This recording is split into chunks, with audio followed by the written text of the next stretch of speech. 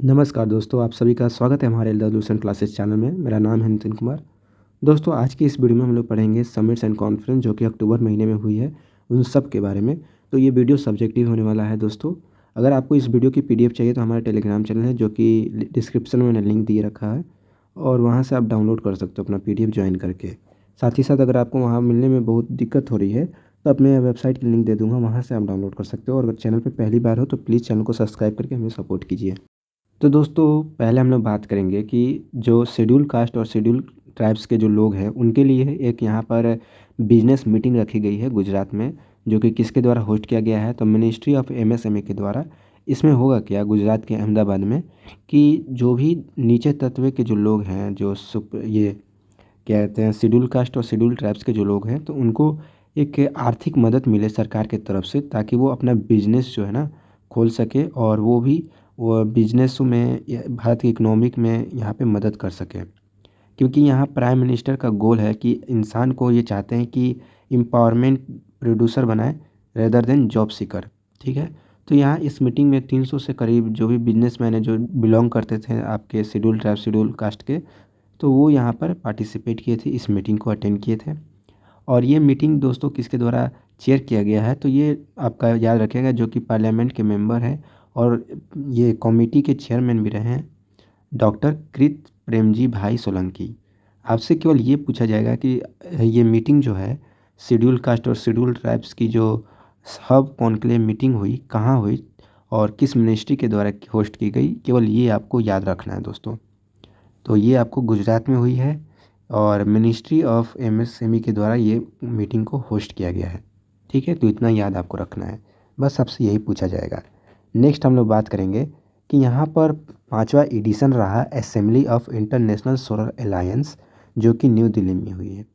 और इस मीटिंग को बात करें तो किसके द्वारा अनवील किया गया है तो आर.के. सिंह के द्वारा। आर.के. सिंह कौन है आप सबको पता है, ये यूनियन मिनिस्टर हैं हमारे भारत के पावर एंड रिन्यूएबल एनर्जी के। ठीक है। इंटरनेशनल सोलर अलायंस के बारे में बात करें दोस्तों, क्या है ये और इसमें क्या चीज़ डिस्कस की जाती है, तो देखिए इसको बात करें तो 30 नवंबर 2015 में इसकी शुरुआत की गई थी फ्रांस के द्वारा और भारत के द्वारा मिलके। याद रखिएगा COP21 की जब मीटिंग हुई थी उस वक्त। और ये इसलिए इसकी शुरुआत की गई थी कि जितने भी यहाँ पर जो ग्लोबल वार्मिंग है बढ़ रही है उसको किस तरह से रिड्यूस किया जा सके, उसके लिए यहाँ पर इंटरनेशनल सोलर अलायंस भारत के द्वारा ये शुरू किया गया है। तो याद रखिए इसका हेड क्वार्टर हरियाणा के गुरुग्राम में है। ये काफ़ी इंपॉर्टेंट है, आपको याद रखना है। और साथ ही साथ आपको ये याद रखना है कि इसके कितने मेंबर हैं तो 101 मेंबर है। 2000 अभी बात करें कि 21 में, यानी एक साल पहले जो मीटिंग हुई थी, इसकी एडिशन 4th हुई थी, उसमें यूएसए ज्वाइन किया था।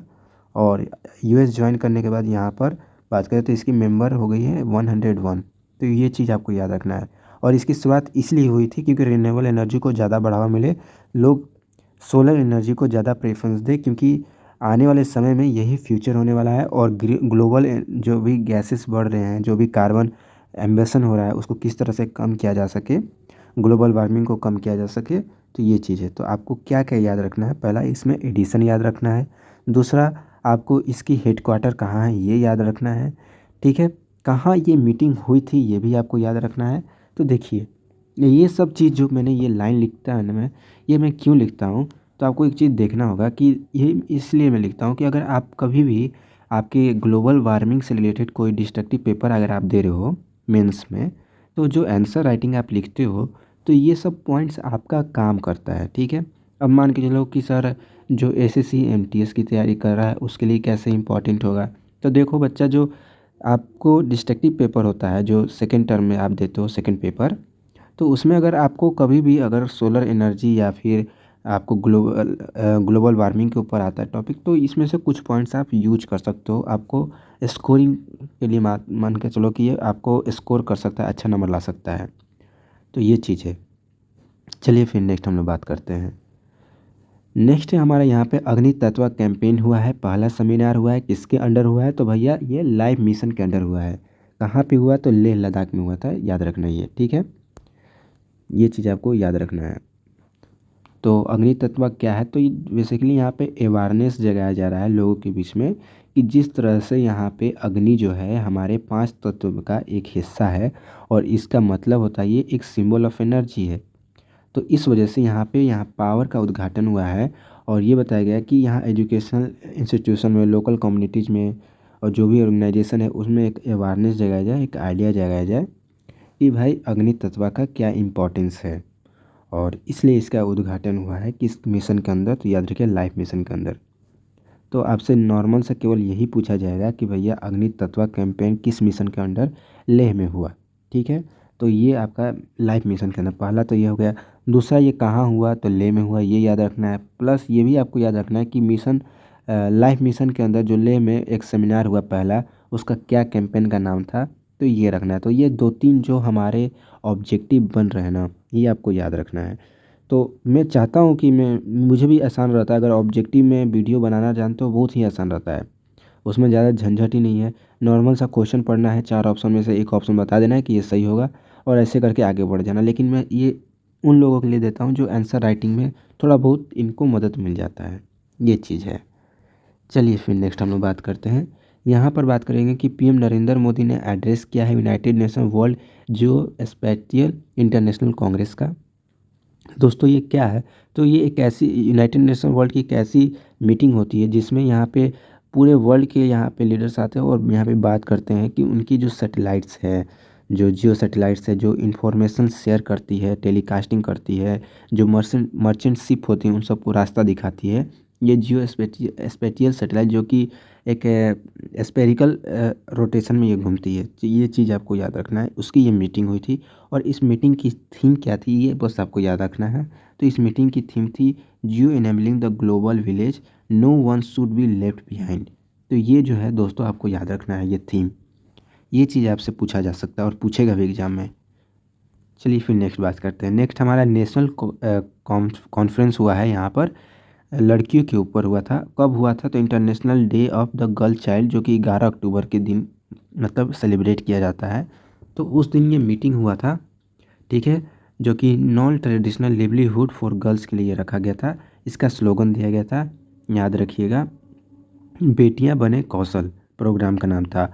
और ये किसके बैनर के अंदर आता है, तो बेटी बचाओ बेटी पढ़ाओ के अंदर। तो ये चीज़ याद रखना है। क्या ज़रूरत है इस मीटिंग को रखने का, तो ये देख लीजिए इसकी मोटिव क्या थी, इसका एम्स क्या था। यहाँ पर बात किया जा रहा है कि लड़कियों में जो खासतौर से जो गर्ल चाइल्ड है उनको एम्पावर किया जा सके कि देखो आप लड़कों से कम नहीं है, आप में भी हौसला है, आप भी आगे बढ़ के कुछ कर सकती हैं। तो ये चीज़ है कि इसलिए ये मीटिंग रखी गई है। आपके लिए जानने के लिए क्या है कि ये मीटिंग को किसने ऑर्गेनाइज किया था, ठीक है, ये चीज़ देख लीजिए। तो एनटीएल ने इस मीटिंग को ऑर्गेनाइज किया था और किसके द्वारा किया गया था, तो ministry of women and child development के द्वारा। किसका स्लोगन और क्या प्रोग्राम का नाम था, तो बेटी बनी कौशल प्रोग्राम का नाम था। और ख़ास तौर से जो आपके जानने लायक जो सबसे महत्वपूर्ण चीज़ है जो आपके एग्ज़ाम में पूछेगा वो है कि बताइए कि international day of girl child कब हम लोग सेलिब्रेट करते हैं, ये चीज़ हो गया। दूसरा क्या एमओयू हुआ, किसके बीच में हुआ इस मीटिंग के द्वारा, ये चीज़ जान लीजिए कि ministry of skill development and entrepreneurship और मिनिस्ट्री ऑफ माइनॉरिटीज अफेयर, इनके बीच में एक एग्रीमेंट हुआ, एमओयू हुआ for the skilling of young girls. ठीक है, मतलब यंग गर्ल्स को किस तरह से यहाँ पे स्किल किया जा सके, उसके बीच में यहाँ पे अंडरस्टैंडिंग हुआ, एमओयू हुआ, साइन किया गया। तो ये भी खास तौर से आपको जानने लायक पॉइंट्स है। चलिए फिर इसी तरह मैं आपको बताते रहूँगा कि क्या क्या आपको जानने लायक है। ज़रूरी नहीं है कि सब पॉइंट्स आपको पढ़ना है और सबको याद ही रखना है। नॉर्मल सा आपको खुद ही आप पढ़ रहे होगे, देख रहे होगे तो आपको समझ में आ रहा है कि हाँ ये पॉइंट्स इंपॉर्टेंट है और यह क्वेश्चन में आ सकता है। जैसे कि देख लीजिए, अभी हाल में कैबिनेट ने एक यहाँ पर स्कीम लॉन्च किया है नॉर्थ ईस्टर्न स्टेट के लिए, और स्कीम का क्या नाम है, तो सीधा सा बात आप जान रहे हो कि स्कीम कितना इंपॉर्टेंट होता है सभी एग्जाम के लिए। तो स्कीम का नाम है यहाँ पे prime minister development initiative for north east region. ठीक है, और कितना बजट में बना ये स्कीम है ये भी इम्पोर्टेंट है जानने लायक। तो टोटल 100 करोड़ का ये स्कीम है। ठीक है, 6,600 रुपये का करोड़ रुपए का यह स्कीम है जो कि सपोर्ट करेगी नॉर्थ ईस्टर्न स्टेट के लिए, जो कि वहाँ पे इंफ्रास्ट्रक्चर डेवलप करने में, इंडस्ट्री डेवलप करने में, लिवलीहुड प्रोजेक्ट के लिए। तो ये चीज़ है। और पहली बात तो ये है कि ये 100% सेंट्रल गवर्नमेंट के द्वारा फंडेड है, इसमें कोई भी स्टेट गवर्नमेंट के द्वारा कोई योगदान नहीं है। तो ये चीज़ भी आपको थोड़ा ध्यान रखना है। साथ ही साथ ये जो है स्कीम को कौन जो है एडमिनिस्टर करेगा, तो याद रखिए ministry of development of north eastern region के जो मिनिस्टर हैं वो इसको फंडेड को एडमिनिस्टर करेंगे। तो ये चीज़ याद रखना है कि किसके द्वारा एडमिनिस्टर किया जाएगा।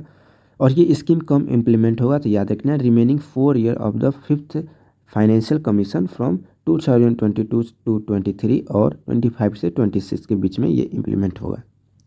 तो याद रखना है ये चीज़।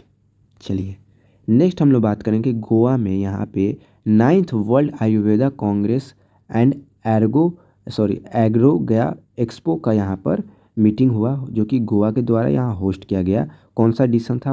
9th एडिशन था। तो आयुर्वेदा का यहाँ पर कॉन्फ्रेंस हुआ, समिट हुआ पणजी में। ठीक है, याद रखिएगा, काफ़ी इम्पोर्टेंट है। और बात करें तो ये कब होने वाला दोस्तों, हुआ नहीं है, ये होने वाला है। ठीक है, याद रखिएगा, ये 8 से 11 दिसंबर 2022 में होने वाला है। सॉरी, ये 8 से 11 दिसंबर 2022 में होने वाला है। तो ये चीज़ आपको याद रखिएगा।